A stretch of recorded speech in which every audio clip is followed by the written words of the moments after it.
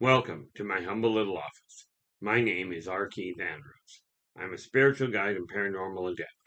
The journey continues today on May 2nd, 2022 at approximately 6:35 a.m. PST. Well, things have shifted here, which is normal, but we're just looking at this. We finally got the printer we were talking about here worked out. Like I said, the more streamlined you can get. I'm still a bit of a dinosaur, but I'm doing my best to get into the 21st century to a degree anyway. Apparently, my throat's a little locked. But a good friend of mine came over and got my printer working properly. So I now have things set up where I can actually get things accomplished. One of the biggest issues that I had with going the route of paperless from the bank is for me to feel things are intact. I require a paper copy still. But now that I've got the printer done, I can now go paperless as far as the as far as my bills go, and still have a hard copy at the same point. Now, yeah, I could still go their route, but it tends to be a little bit more drawn out. Things are going that route, which I will tell you it's good in one sense. Okay, it's not going through as much paper, but the reality is with the paper, with the recycling capability, it's been eased off anyway. Now, I came back to this world for one primary purpose, and that is to remind people, and I mean all entities in existence, that working together we can make this a better world for virtually everybody. Okay, so now it's a question of getting things working properly. I've got the printer running, so one of the things I'll be dealing with today will literally be the issue of getting my finances and getting the bill sorted around. Okay, I'm very happy. I made the goals I told you I was aiming for. I did achieve. This is the one. Now, last month, okay, I absolutely decimated the income I was looking at. I had made this sheet up last month that said in excess of 35, at minimum of 3,500. Now, bear in mind, I only require making 2,500. But this month, again, I'm upping the value now up to 3,800.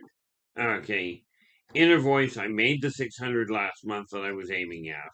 So this month, I've increased it to 7. Now, here's the way I dump that on the business. And remember, where it comes to the business income, that is included in the household income. Okay. So I look at that, and where I'm pushing the limit on the household income, the reason I keep pushing it up is because I've decided to bring my own business income up. Okay, now if you like these videos, give us a thumbs up. Do subscribe to the channel. And because we got a lot of information coming out, the tools I offer here are absolutely ones I personally use. Okay, they are the ones I personally use. The philosophies in life that I talk about are the ones I live by. They don't always match up with other people's. Just have to check one thing here. There. Now, let's go back to, and of course we're going to have that neat little issue. I'm just going back to check my channel. Okay, now, the goal I've been looking for, where it comes to the subscribers, and this is simply a quantifiable way of my gauging how things are going. My next marker is a 250. Right now, I am up to 246 subscribers, which for me is a good thing in as much as I know a lot of people are going down a very difficult path right now. And the tools that I offer, especially on the material world, are ones that I have personally used to get myself out of a mess. But it only works if you're doing it for you. Okay, another one of those little goals that I had, okay, was to drop below 200 pounds before the end of this month, before the end of this year. Well, I'm happy to say, starting at 246 pounds, I'm now down to 204.2. In other words, I need to drop before the end of, I'm aiming at a target drop of a whopping 4.2 more pounds by the end of this year. I may be able to pull that off. Okay, now it's time to start looking at the other side of things. Now I've got the printer working, which means that the next step will be getting the bills turned around, so I'm not getting paper copies anymore. Because I'm not planning on moving anywhere, that's for certain. Okay. And all in all, things are coming together quite nicely. I think that's something that has to be added. That goes with finances. Receipts. Quite frankly, I still get them to keep things on track. So that worked out well. Now, those are two of the projects. The other one I've got is this one right here. Okay, this is the hard copy of the writing I do for the Yldrbac Chronicles. I'm in the process of translating that, of transferring it from hard copy to the soft copy where I can work on it a little more. Whoops, don't do that. Sure, just about drop that. There we go. And again, the point being where it comes to attaining the goals you have, okay, it's absolutely imperative that you get them straight in your own head what your idea of reasonable goals are. Okay, very necessary little issue. And the reality is, like, when you're looking at your utilities, I include, and I recommend you include, one credit card that gets classified as a utility. That is the one that you keep active with. The other ones, absolutely use them from time to time. But there's a catch to any credit card that you're using. Take a look at the credit limit you've got. Okay, with that credit limit, okay, that's when you turn around and go, okay, only use now I aim at a maximum of 10%, but because of the way things work, okay, I have been told by a number of different financial advisors that when you're working with a credit card, you take a look at the thing. Okay, you take a look at the credit card, figure out what the limit is, and use no more than 10% before you pay it off. Now, for me, that hasn't entirely worked, but I think I'm hitting about 13%. Where did I put? Of course, all my calculators are there. But I'm sitting in front of a computer. You might think that, that with that in mind, I could use a calculator off the computer. Assuming, of course, I can find one. Which apparently is not going to happen anytime soon. Well, that's annoying to say the least. Okay, and since I can't figure it out, I'm just not going to bother. But I think it works out to about 13 to 15% is what I end up getting up to. Okay, and with that in mind, you take a look at that side of it. Okay, and every time you get up to that point, make sure you keep getting on top of it and getting it around, dropping the price. Okay, like in keeping the balance down. You really don't desire to carry a balance because the interest rate on the balances are way too high. Okay, so from that standpoint, all I'm doing here is marking a couple of other notes that I have to deal with in order to ensure that I get things done right, that I get them accomplished.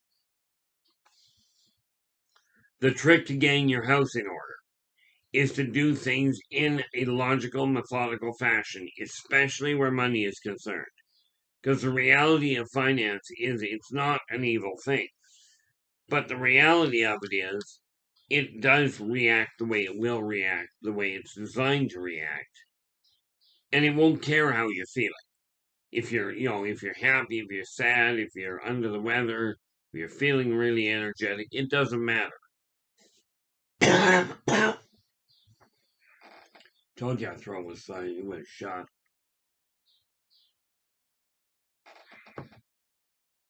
The other thing that money doesn't care is how much money you've got. Okay. So what I'm looking at is I know I've got the primary accounts in order. And hopefully you've got your primary accounts in order. Okay. I am starting definitive work. I'm tracking down the different books I've got. I've got a number that have been started, and it's time to get them wrapped off. Okay, but I'm getting this video done. When it's done, then I will turn around.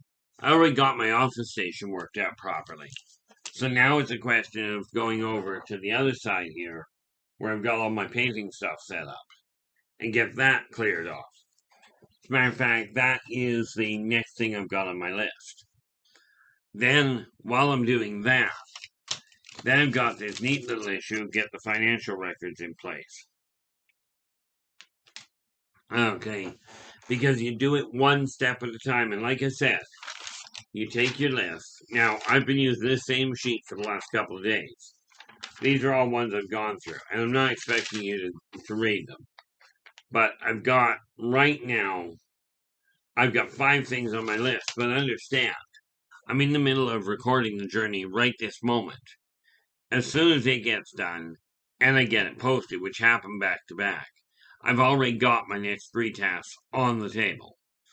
Okay, and this is how you keep on track on top of things from a practical standpoint. Now, many of you have been taught that by experience and by the behavior of other people, that when people end up with more money, they tend to look down on the people that don't have it. And this is a cultural thing, and I cannot effectively blame the people doing it because they've been taught by their own peers, by their own parents, who were previously taught by theirs.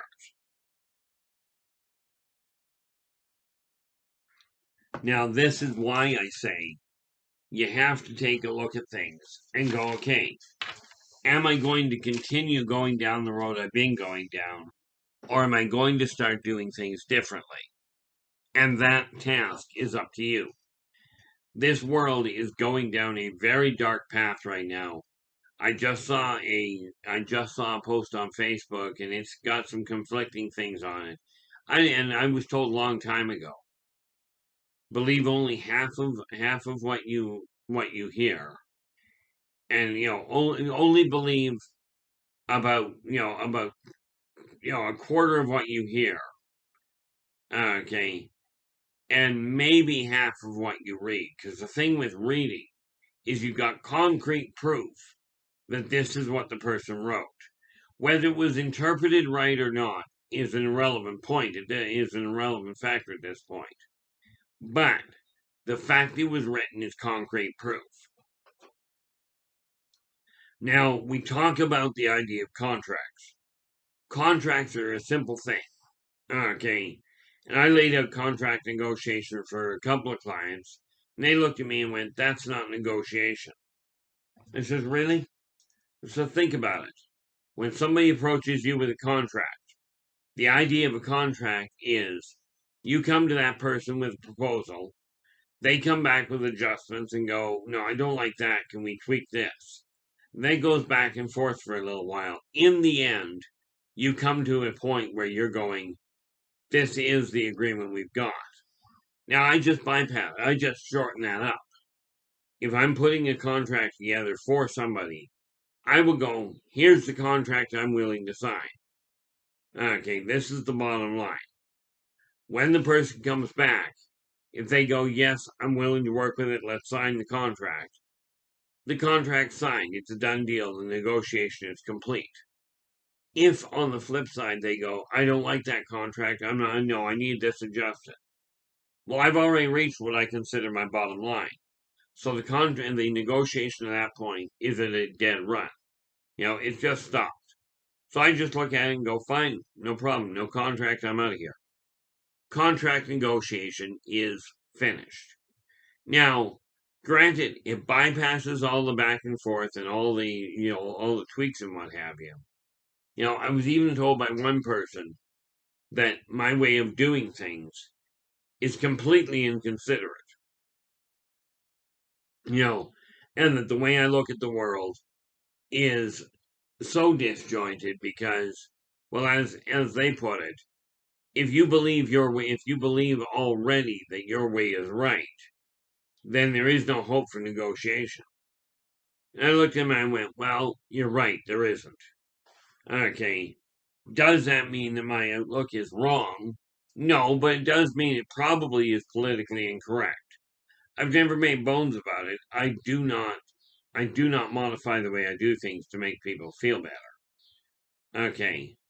Not depending on what's going on. I remember sitting in a staff meeting, the first staff meeting I had at the company I'm currently working for. Right. And the boss was trying to do the really good thing. He was a fantastic boss. Before this company got sold, the boss that I was hired by was an absolutely fabulous boss. But the boss he had a staff meeting to see where the company was heading. Now this is 20 years ago. Okay, and I was a whole lot more outspoken at that point.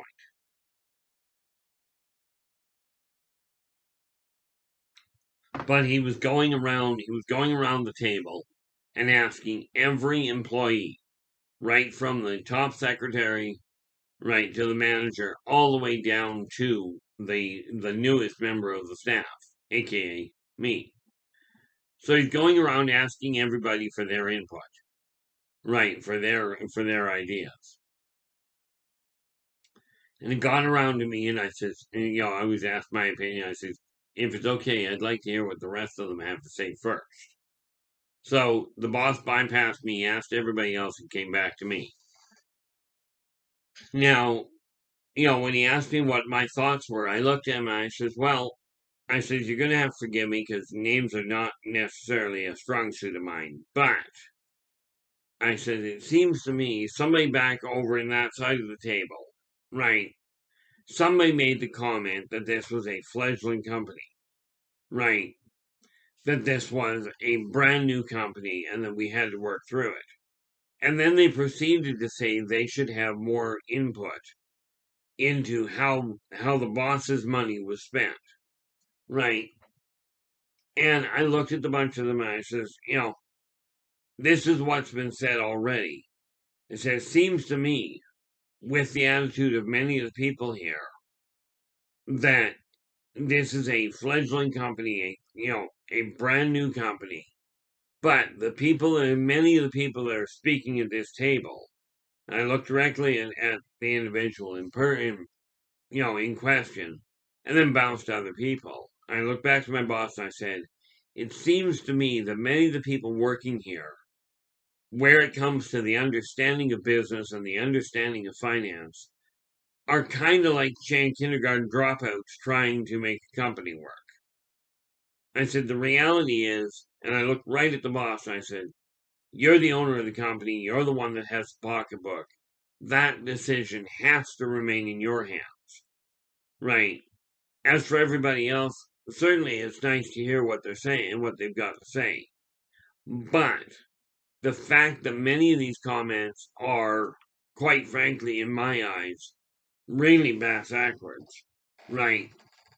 I says, my personal opinion is as long as the paychecks don't bounce, I'm quite happy.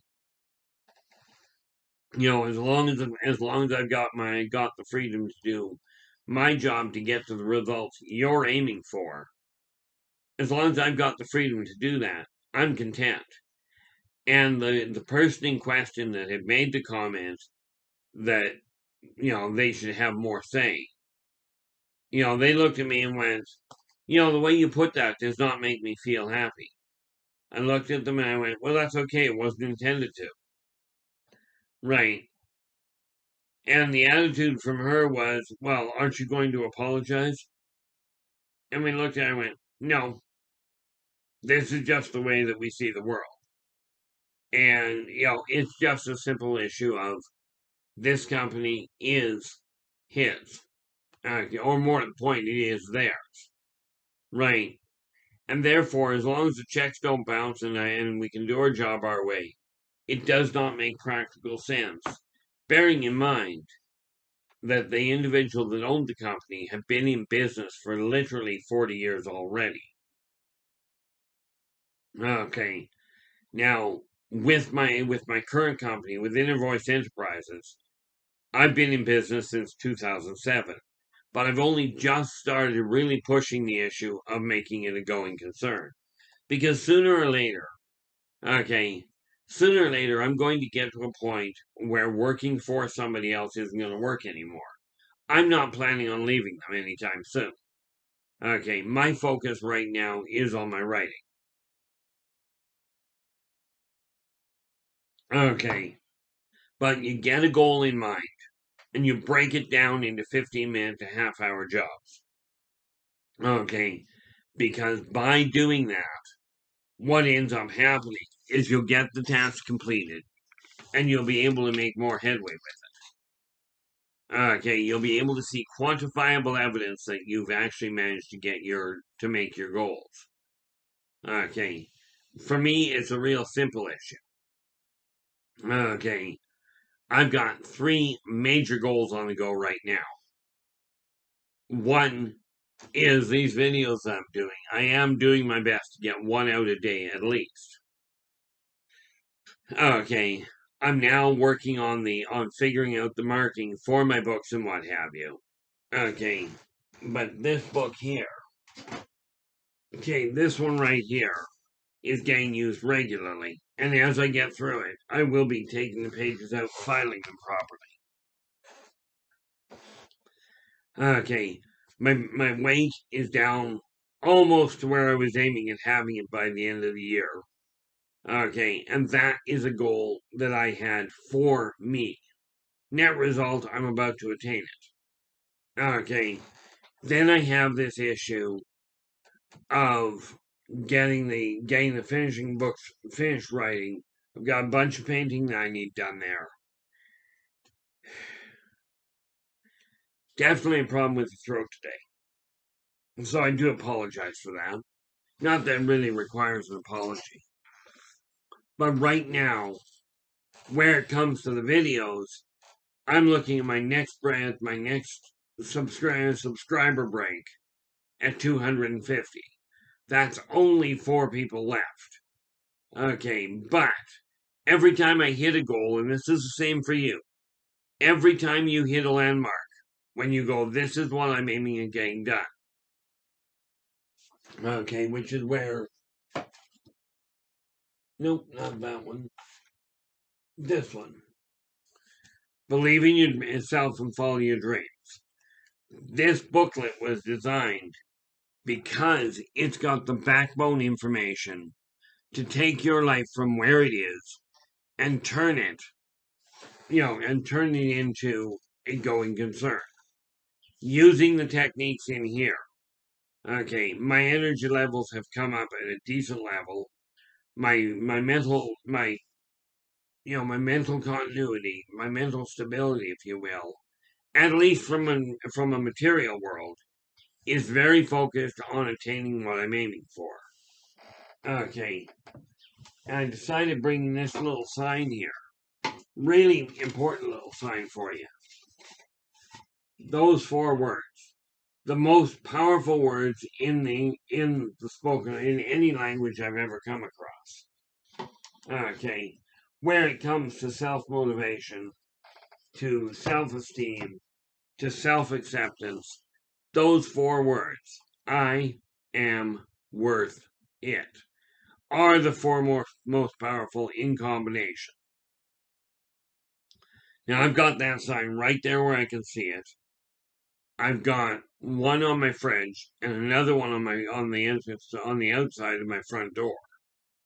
Okay, as a constant reminder that it is myself that's going to benefit the most from these changes. Yes, I will absolutely help other people. Now, this particular little booklet As you can see, it's not very big.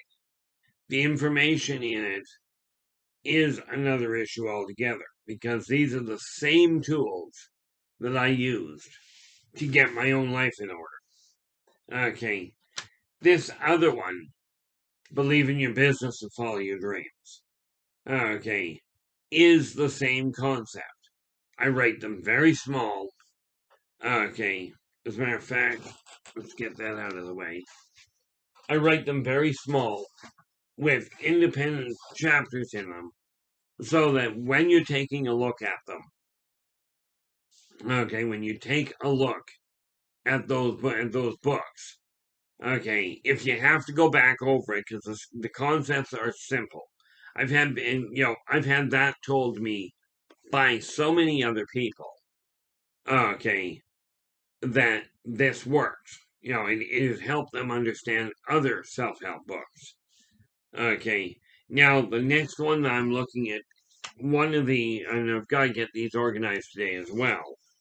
I'm looking at 3 major books that really, let's try and count that. The next one of this series, the Believe in Your series, will be Believe in Your Career. Your business is revolving around if you personally own the business. Your career will be based on if you work for somebody else. How to cope with working for somebody else. Okay, now am I the best at this? Not even close. However, even the the big names in the industry started off as little names. Do I intend on getting to be that size become a globally understood specialist in it? The answer is yes. Now here's the thing: most people that talk about finance, they talk about we can do this. You can do this if you've got $30,000 to $40,000 spare that you can play with. Newsflash: I don't. Okay, so these are based on if you don't have a lot of money. Now, with that in mind, I will be back again tomorrow. Until then, take care of yourselves and each other, and for pity's sakes, stay positive.